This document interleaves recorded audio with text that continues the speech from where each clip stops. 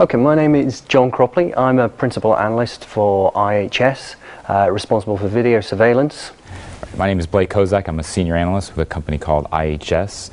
I cover areas such as perimeter security, access control, and intruder alarms. IHS itself is a global information supplier, supplying things like market research, intelligence, organising conferences, custom research consultancy, all kinds of information services to enable companies to better understand their marketplace. I work in a group that looks at security, and specifically for me, video surveillance. At IHS, we've been covering the access control industry for many years now. About 10 years we've been covering the global space, and we continue to expand our research every year. Yeah, the access control industry has really been evolving recently. There are many emerging trends that are taking place. Just recently, over the last several years, we've been talking about all these trends like NFC and wireless access control, things such as cloud-based services, and we're just now starting to see a lot of these trends really start to take shape.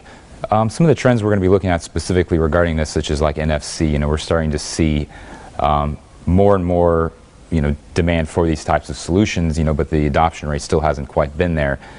So it's going to be interesting how the access control industry has really evolved into allowing for not only hardened security applications like biometrics, and IP panels and that type of thing, but we're also starting to see a trend towards maybe more convenience applications, more low security applications like NFC, where at the time being there is no secure element at the moment for NFC. However, we're starting to see some manufacturers provide kind of a less secure NFC device that still is encrypted and has this type of technology. However, it's being more tailored towards maybe even like the residential space, light commercial and that type of thing, is where we're really starting to see a lot of these services, and especially even cloud-based access control, where we're starting to see more and more demand for that. And it's kind of a trend towards not only even in the retail space is kind of where we started to see the kind of the emergence of cloud services. Now we're starting to see it even on enterprise level, and in some cases even government applications. So we're seeing that trend is emerging, and it'll continue over the next several years. I think cloud-based services will continue to be a growth market over the next several years. The actual level of adoption is still maybe a little bit less than what we had expected in the past, and kind of forecast. What we're kind of continuing to see is moderate adoption, and obviously as the end users become more educated and integrators become more familiar with providing the services, as well as communications companies and manufacturers to some extent, we continue to see that growth in the short term. I think one of the biggest trends in the video surveillance market in recent years has been the trend, or the transition from analog products to network products, and that's been ongoing for some time. It's been quite a gradual transition, but this year is the first year that IHS forecasts that the revenues for network video surveillance will be larger than those for analog video surveillance equipment. From a technological perspective, I think a lot of the focus has been on improving image quality. So a wide range of technologies have been employed to address that area.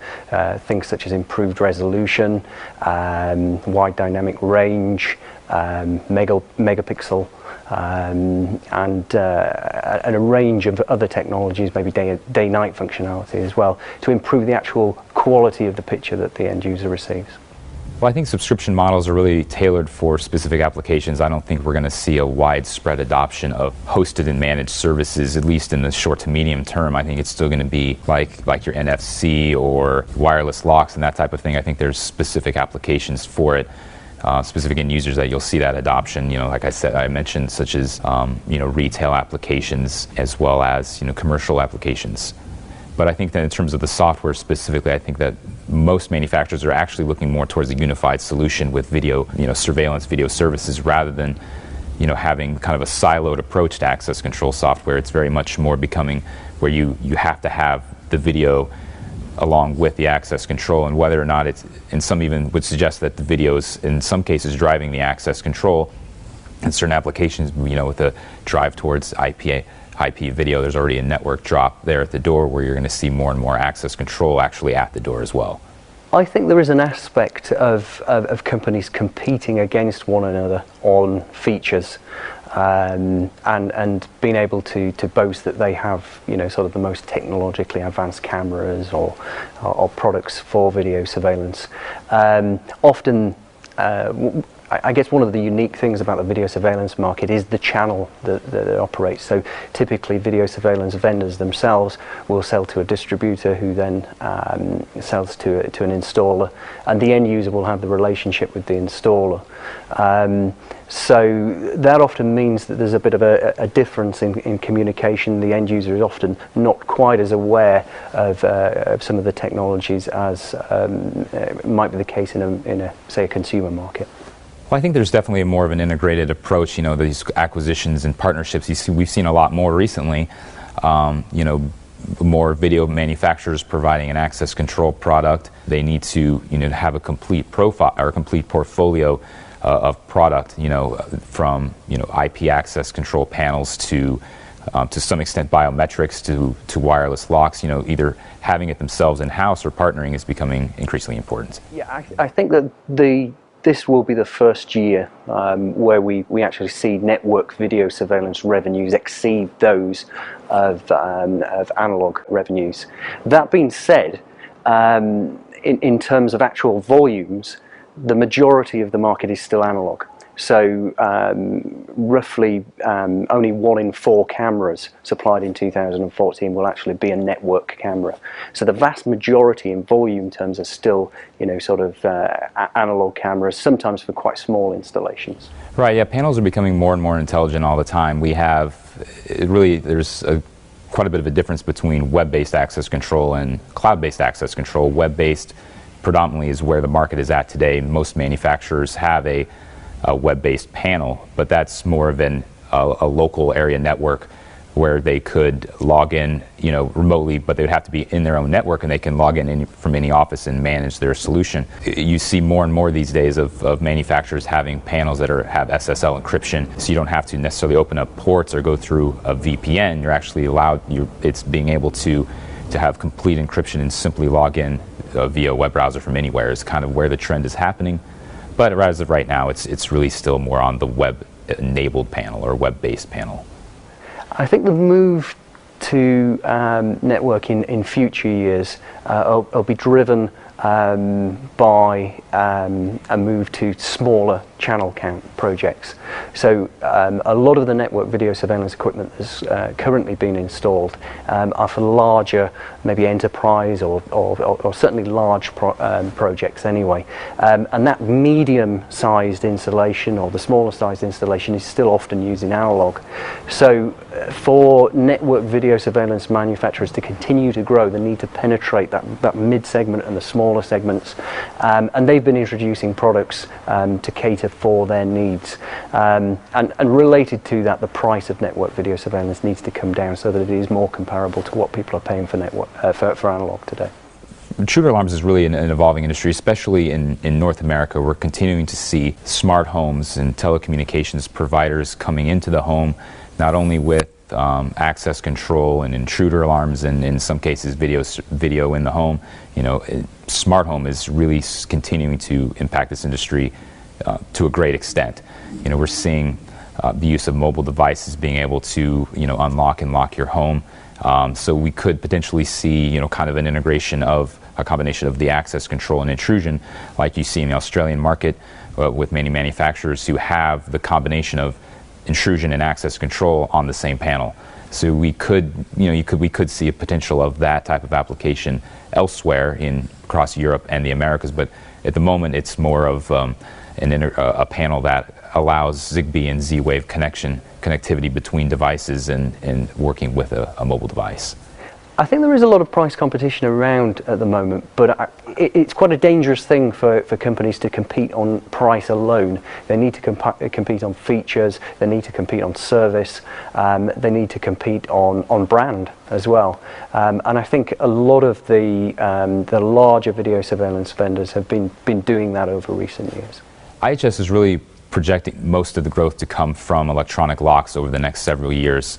Especially in the Americas market, we're continuing to see at IHS projecting low double-digit growth, and it's a very large market. We estimate it to be over about roughly 350, 400 million US dollars for electronic locks, and that's just going to continue to increase, where most organizations and end users are really looking for to be able to expand the number of doors they have online. It's not only it's becoming cost effective, not only for the installation cost, but it's also from an administrative standpoint, it's becoming much easier to manage. Simplicity and these enhancements are really kind of what's helping to drive that market. So really the growth you're seeing is that, but we're also seeing a kind of a global rebound as well, especially in the Americas and in Europe in the next year or so, really expecting the access control industry to continue to grow. Well, the video surveillance market has been growing quickly for many years now. I mean, we've been looking at the video surveillance market for over 10 years, and during that time the market has grown every year, most of the time at a double-digit rate. The video surveillance market will probably continue to grow for the next few years at a rate approaching 10%, or certainly sort of high single-digit figures. That being said, the network market we're forecasting will grow much quicker, at double-digit rates, closer to the 20% kind of mark. Yeah, we're going to continue to, at IHS, we're continuing to expect, the Asia Pacific region to really continue to expand and drive a lot of applications such as biometrics, edge devices and these things. Biometrics is a very big market in the APAC region, and will probably be a key driver moving forward, as well as key end user industries such as utilities and manufacturing and government, especially as with a lot of the national ID cards that are available throughout Europe and are implemented within the countries. We were expecting that to potentially impact the access control industry over time, as it has. We're kind of expecting it to somewhat influence the market as it has in the US with HSPD-12 and the PIV cards versus the CIV cards. So we're really kind of seeing there could be a transition into access control and other applications beyond government applications and that type of thing. There are areas of the globe that are experiencing much faster growth than the average. So China has been growing particularly quickly, and some South American countries have as well. Other countries in Asia Pacific, Malaysia, Indonesia, they've been growing very quickly as well. Whereas some of the more established markets for video surveillance, countries such as the UK, Japan, Korea, they've had slower growth in recent years. Well, these earlier hurdles of biometrics, such as these false acceptance rates and such, it continues to be somewhat of a problem. Depending on it, also it depends on the type of manufacturer. It depends on the quality of the product, obviously, and certain biometrics really tie into certain applications. You're going to see more facial recognition in the coming years, as well as iris, but iris tends to be much more related to these high security applications, while facial recognition may lend itself to on the move opportunities, continuing to walk through a door rather than have to stand in front of some sort of camera or reader. So the market continues to evolve in a number of exciting areas. Well, in terms of the relative size of the markets, I guess the four largest markets in the world are China, the US, Japan and the UK, with China accounting for an ever-increasing proportion of global revenues. It's been growing very quickly. So the Chinese market is already substantial in terms of overall revenues, but we think that that's going to account for an even greater proportion in future. In fact, in the next 5 years, by the end of the next 5 years, the Chinese market will be approaching half of the global market for video surveillance equipment, so very significant and an important region. The penetration of these smart homes and intrusion in being used for different applications other than only security has really been the trend for a while now in the US. You've really started to see a lot more marketing, a lot more advertisement specifically towards smart home. Whether or not it's actually the security aspect of the application or it's the smart home remains to be seen. Sometimes the smart home functionality actually drives the intrusion and other security within the home. because you can add it on, and sometimes it's the other way. So really it's still kind of, from our research, it really seems that it might even be the smart home applications that are helping to drive. And whether or not this is going to go into small commercial, remains to be seen, because it could actually be the opposite in some cases where people use it in their work and they want to use it, these devices in their home, whether it be NFC, just simply, or it could be, BLE or any of these other means of using a mobile device. India has also been growing very fast, though the growth has slowed somewhat in recent years. One of the big differences between India and China is the political system in India, and I think a lot of investment in India recently has been put on hold while they await the outcome of elections. So a lot of the growth in the market will depend upon the outcome of those elections, and whether some of the projects that have been put on hold once again are renewed. So for the next few years, IHS predicts or forecasts that the market for access control is really going to continue to evolve. It's in the past, it's been a relatively slow-growing market with not too many new innovations, but over the last 2 to 3 years, a lot of these trends we've been talking about over the, in the past have actually starting to come to fruition, and you're going to start to see a lot more of these products, coming onto the market. Open standards, or with Profile C, with OnViv, and all these other open standards really taking place, and the integration between logical and physical, and how the HR databases and all of these aspects of workforce management and such can really tie into access control and such. So you're really seeing an evolution of the market. I think in terms of innovation in the video surveillance market, it is still heavily influenced by the consumer market.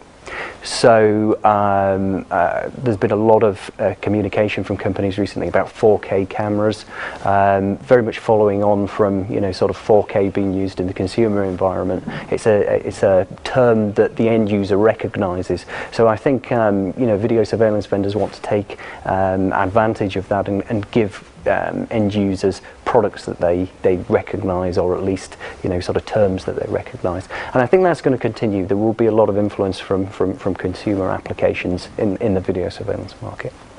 There is a worry among vendors that there's a certain level of competition at the moment to keep increasing sort of features, and to compete against one another for which vendor has got the sort of cameras with the most features, and whether that is accounting for what the end user wants is an open question. Whether the end user actually wants all of those features is something that has been questioned.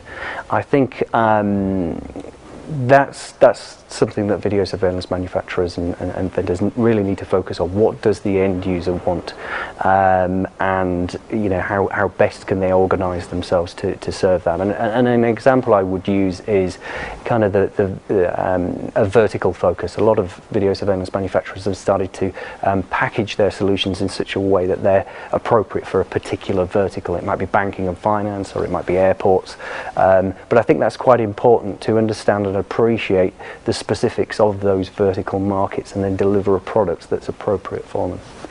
I think open standards, if we go back a few years, the question of open standards versus proprietary technology seemed to have been resolved, with most manufacturers moving towards open standards. I think there's been in recent years more of a move, not to complete proprietary technology, but some vendors have got a more proprietary kind of solution, and have been doing relatively well with that. Ultimately, I still think the majority are moving down the open standard route, and that's there's quite a head of steam behind that, and a lot of companies have invested a lot of time in developing an ecosystem of partners, so that you can mix and match products from best in breed, and I think that's quite an important thing for end users to be able to do. I think there will be increasing talk of H.265 in 2014, and there's already been a limited implementation of that. That being said, to get the full functionality of H.265, where you get actual sort of improved compression of around 50%, I think that's still going to take a little bit of time, and I think it's more likely to happen in 2015 that you get that real benefit from H.265 in 2015 at least. I don't think it will happen this year.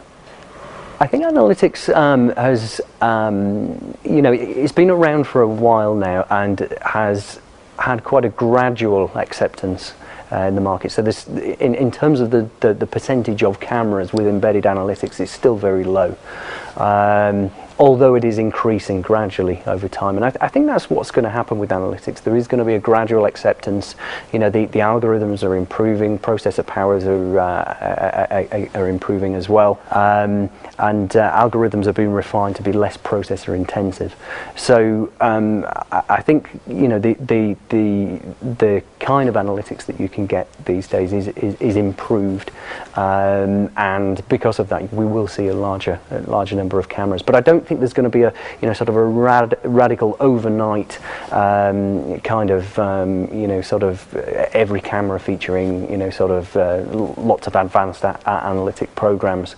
I don't think that will happen. I think it will be much more of a gradual trend, and I also think there'll be a certain degree of commoditization in analytics. I mean, analytics is a very broad term covering a wide range of applications and algorithms, and some of the more basic algorithms I think will be integrated within cameras for free, whereas I think there'll still be a chargeable market for the more advanced applications. And it's becoming incredibly exciting to be a part of the access control industry, and I think it will be for the next several years.